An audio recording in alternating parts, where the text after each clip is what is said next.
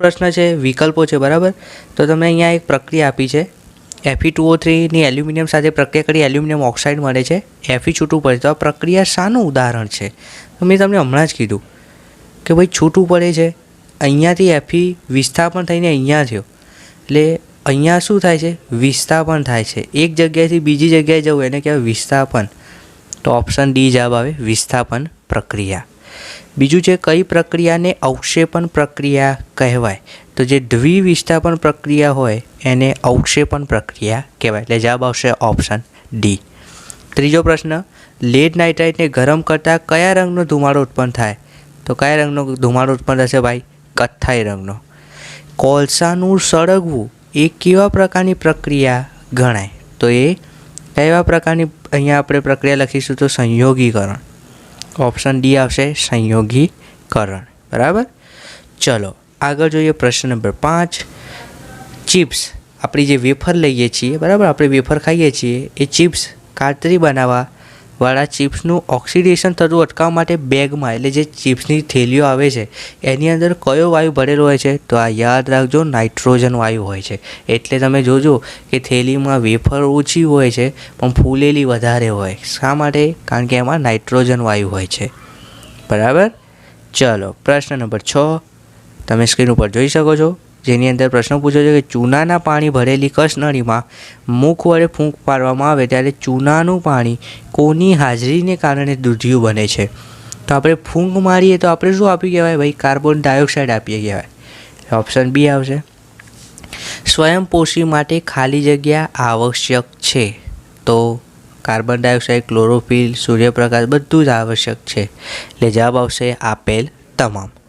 પ્રશ્ન નંબર 8, ખાલી જગ્યામાં ખોરાકને મુખમાં લઈ જવા માટે પક્ષમોની ગતિ જવાબદાર છે? તો કોણ આવશે ભાઈ? પેરામિશિયમ. પેરામિશિયમ એક એવું પ્રાણી છે જેની અંદર ખોરાકને મુખમાં લઈ જવા માટે પક્ષમોની ગતિ જે છે જવાબદાર હોય છે. પેરામિશિયમ જવાબ આવે, ઓપ્શન એ. 9મો પ્રશ્ન છે, ખાલી જગ્યામાં ખોરાક સાથે ભળતો પ્રથમ ઉત્સેચક કયો છે? તો એમાઇલેઝ. ખાલી જગ્યામાં પાયરુવેટના વિઘટન થવાથી કાર્બન ડાયોક્સાઇડ, પાણી અને ઉર્જા ઉત્પન્ન થાય છે. તો શું આવશે ભાઈ? કણાભ સૂત્ર. માછલી ઘરે કેવું નિવસન તંત્ર છે? તો કૃત્રિમ નિવસન તંત્ર છે. માણસો દ્વારા બનાવવામાં આવે છે, કૃત્રિમ નિવસન તંત્ર છે.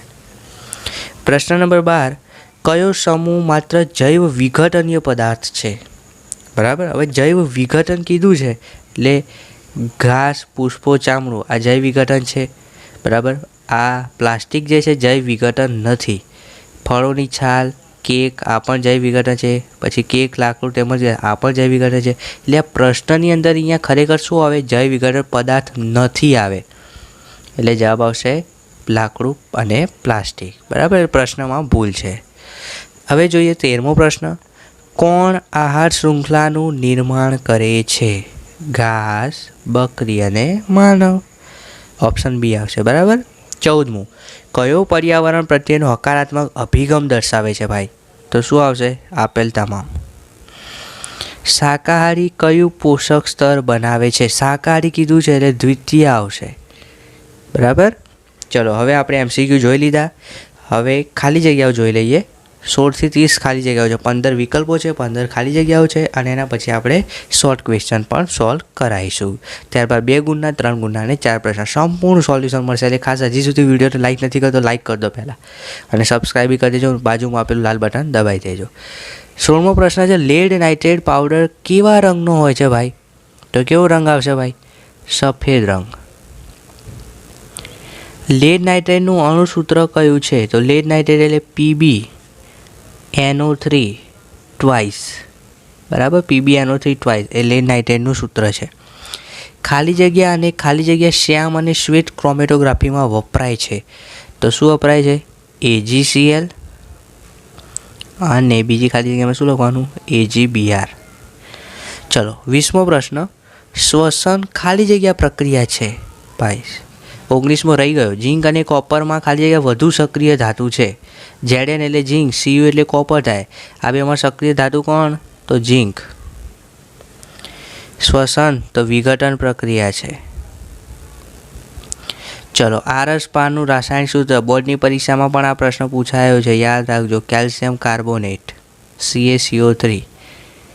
પછી ફોડેલા ચૂનાનું રાસાયણ સૂત્ર તો કેલ્શિયમ હાઇડ્રોક્સાઇડ CaOH ટ્વાઇસ.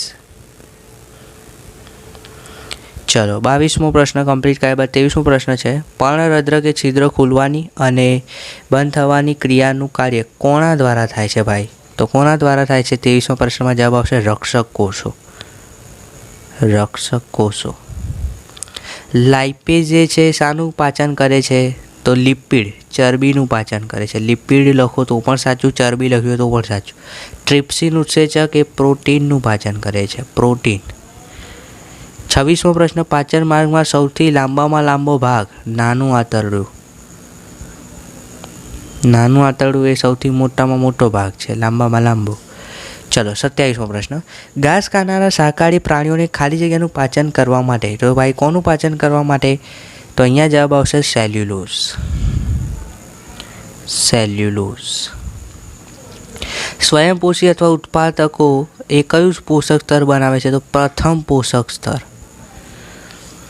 29મો પ્રશ્ન છે, ઓઝોન સ્તરના ઘટાડા માટે ખાલી જગ્યા જેવા માનવ સંશ્લેષણ છે તો કયા પ્રકારનું પરિબળ આવે? CFC, chlorofluorocarbon. 30મું છે, કોઈપણ આહાર શૃંખલા ખાલી જગ્યા અગ્રસ્થાને હોય છે તો આહાર શૃંખલામાં અગ્રસ્થાને પ્રથમ સ્થાને કોણ હોય? તો ઉત્પાદકો જવાબ આવે. ચાલો 15 ખાલી જગ્યા પૂરું, 15 MCQ બી આપણે સોલ્વ કર્યા. હવે વિદ્યાર્થી મિત્રો આપણે વાત કરીએ વિભાગ બી. વિભાગ બીની અંદર 2 ગુણના પ્રશ્નો છે, જેની અંદર તમે જોઈ શકો છો બધા જ મોસ્ટ ટાઈમી પ્રશ્નો છે. આ એકે પ્રશ્નો છોડવાનો નથી, તમારે બધા જ પ્રશ્નો તૈયાર કરી દેવાના છે, બરાબર છે.